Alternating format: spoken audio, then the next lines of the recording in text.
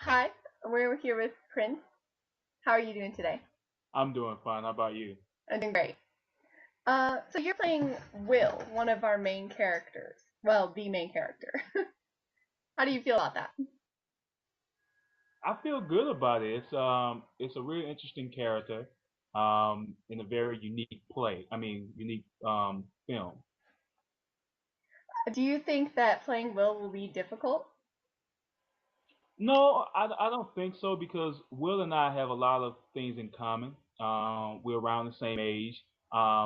We're at the same point career-wise, and I can see some of the things that he's looking for out of life as something that I'm looking for also. So I can relate to him very well. That's awesome. So you think Yeah. that it won't be too much of a stretch to play him? Oh no, actually, it was kind of like, you could replace Will with Prince. I mean, it was kind of like, I get this guy. That's awesome. Yeah. So, can you give us some insight into Will, maybe?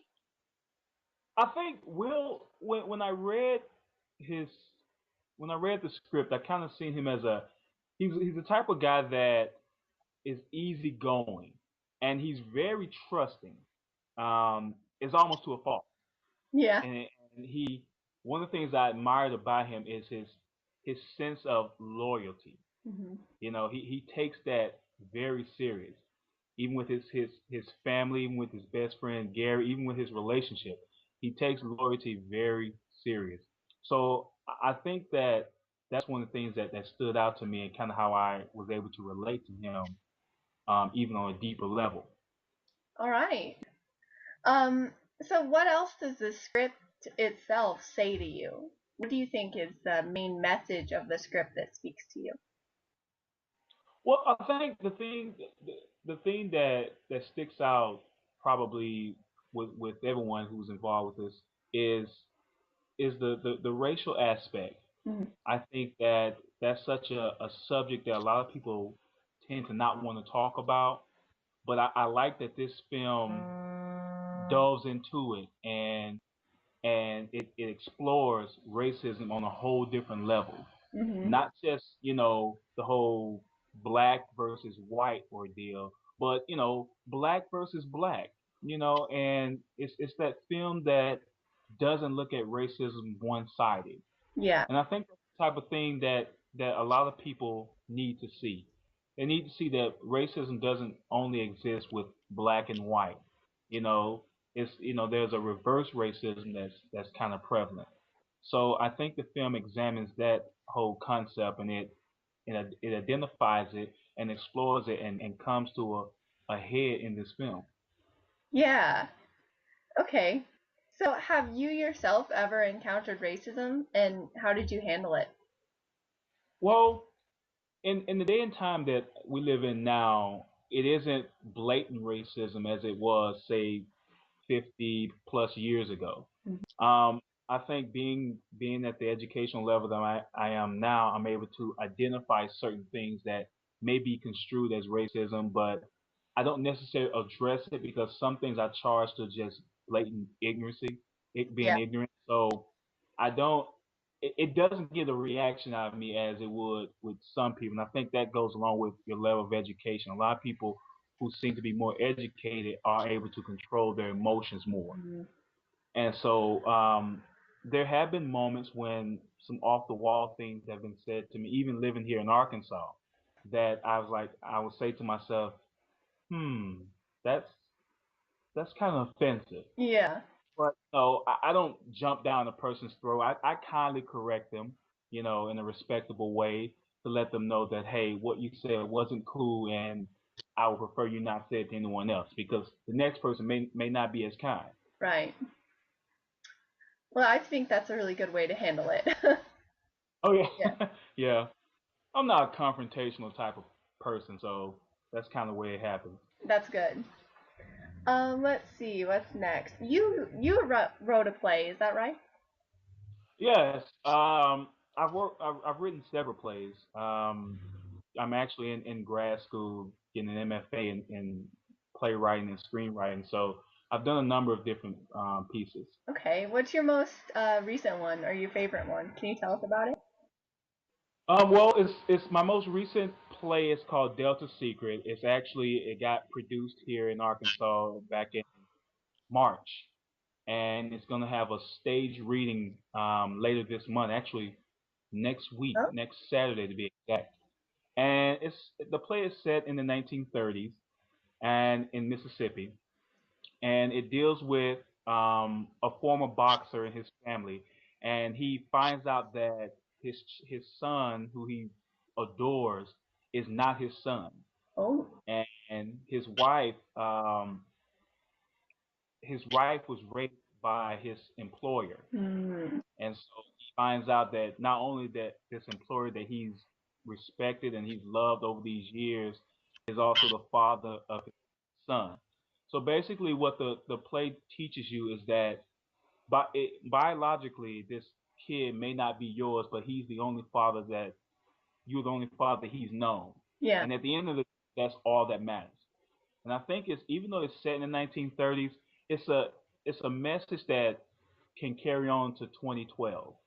Knowing that just because this person helped create you, if he or she wasn't there for you the entire time, then the person who was is your father, your mother. And I kind of relate that to Will. Will's mother wasn't there for him, but his grandmother was. So to Will, that's his mother. So it kind of, in a weird kind of way, kind of worked out that I got the role in this film, and I also wrote a play that kind of examines that very relationship between Will and his grandmother. yeah, that sounds awesome. Um, that's really neat. That's a great. I think that really does. That's a message that goes through all time. You know, Definitely, yeah. definitely. Um, let's see. Oh, okay. Have you heard about the? I'm sure you've heard about the Trayvon Martin case. Yeah. What are your views on that? Oh man. It's really nerve wracking. It's really alarming that in this day and age things like that still happen. I'm not one of those people who say, well, racism doesn't exist. I'm not blind by the fact, but it's really tragic the way it unfolded and how long it took to get to this point. You know, Trayvon's death happened. Oh God, what about 4 or 5 months ago? If not more, and we're just like in the early stages of trial. Yeah. So I mean, I do believe in due process, but it took a lot to get to this point. And then to some people, you would ask the question, well, what if it was reversed? What if Zimmerman was a black man and Trayvon was a white kid? Would it take this much? And some people get bent out of shape when you get the Jesse Jacksons and the Al Sharptons involved. But sometimes it takes those individuals to get involved in order to get the national attention. Mhm. So when I read about it and when I first heard about it on MSNBC, I followed it, and I'm still following as we speak.